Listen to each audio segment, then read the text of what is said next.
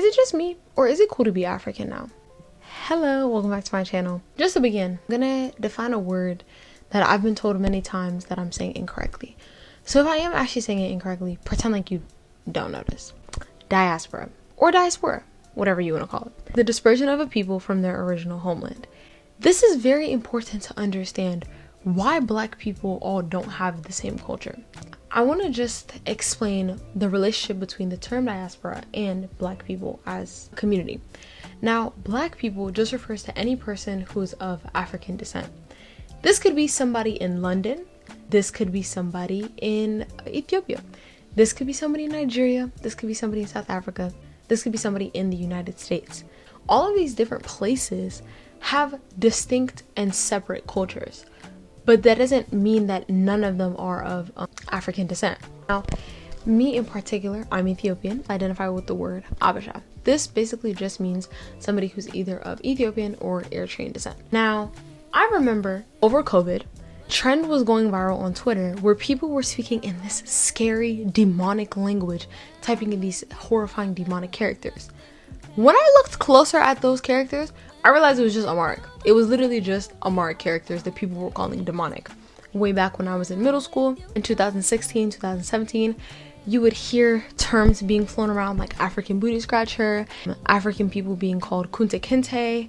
You had severe colorism that I watched my West African friends and peers experience. African people being called dirty, stinky, making fun of African accents. And it was always clearly identified that being African American was cool, and being African American is not the same as being the child of an African immigrant.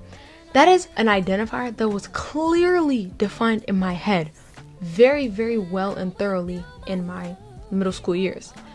So you can understand why when I saw African culture trend, I was a little bit confused. Now, it's hard to distinguish appreciation versus appropriation, particularly when it's from people who look kind of like you.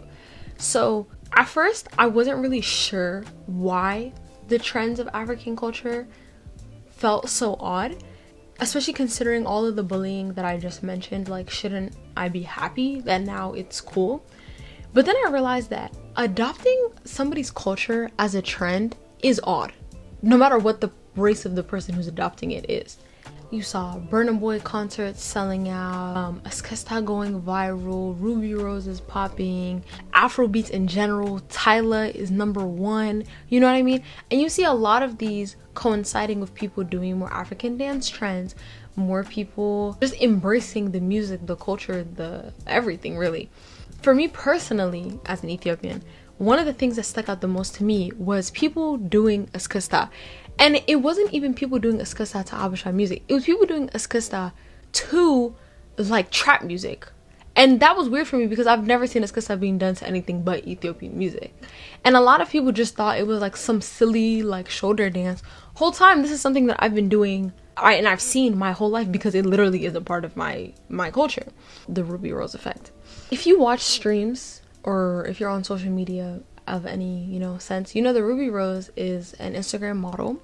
She's known for being very pretty. And you see her kind of going on streams with people like Kai Cenat or like Annalie Chapa and people like that. And they're complimenting how beautiful she is. And wow, I need an Abasha woman that looks like Rubi Rose. I need somebody that looks like Rubi Rose. And she's kind of becoming the representation for what all Ethiopian women look like. Now, clearly, I do not look like Rubi Rose, and a lot of other Ethiopian and Eritrean women do not look like her either. But this representation of Abasha women is not new. There have been a lot of times where people be like, oh, Abasha women are so beautiful, Abasha women are so bad, I love their hair, they're so this, and it's a misrepresentation of what Ethiopian people in general look like. Now, if you're Ethiopian or if you know anything about Ethiopian people, you know that we come in all shades, colors, heights, shapes, a lot of different distinct features. Now, foreheads are normally, across the board. But besides that, there's a lot of distinct variation in how we can look. So when I was seeing like Abasha baddie, Abasha baddie, this online, and it was all Rubi Rose-esque looking people, it's kind of disheartening because that's not what I look like. That's not the same representation that I saw in my day-to-day life. So how are my people being represented in this way? And it's because of this culture trend, because of the culture is trending as a fad rather than out of appreciation. So Rubi Rose is obviously light skinned, she's slim thick, her face does not have a lot of like traditional Afrocentric features. So technically, even though she is Ethiopian, she follows all of the categories of American beauty standards. But she's not trending for matching Eritrean beauty standards, she's trending for matching American standards. It's not necessarily that the culture is trending because people are jumping on the wave of like, yeah, African culture is cool. They're kind of jumping on the wave because it's aligning with what's trending in America. I will admit there is a trend between accepting African culture and embracing African roots. You have people like Malcolm X and movements like Pan-Africanism, where people are really embracing African culture and African identity, rejecting colonialism and white supremacy. You see people rejecting Christianity and turning to Islam or more traditional forms of African spirituality. You see more people doing more traditional braid styles, getting their hair done in Nigeria or Ghana, embracing dreadlocks and their natural kinky hair textures without edge control and all that, or relaxers or anything. So I will admit there is a correlation between that, so just generally accepting the motherland, so to speak, and also just also correlating with like rejecting colonialism. It is important to unify the diaspora. I think that as a kid it was really disheartening to see how divided Black people were, because I wanted to embrace African American culture because I grew up here. Yeah, I was born in Ethiopia, and yeah, my parents are Abisha, they embrace Abisha culture, but I grew up here. According to everybody here, I'm Black. So it was kind of hard to get that hard, like, oh, you're not like us though, because I'm not white either, and I'm not Hispanic, and I'm not Asian, so where exactly am I supposed to turn? In the same way, in reverse, I'm not rejecting African American people who are trying to embrace.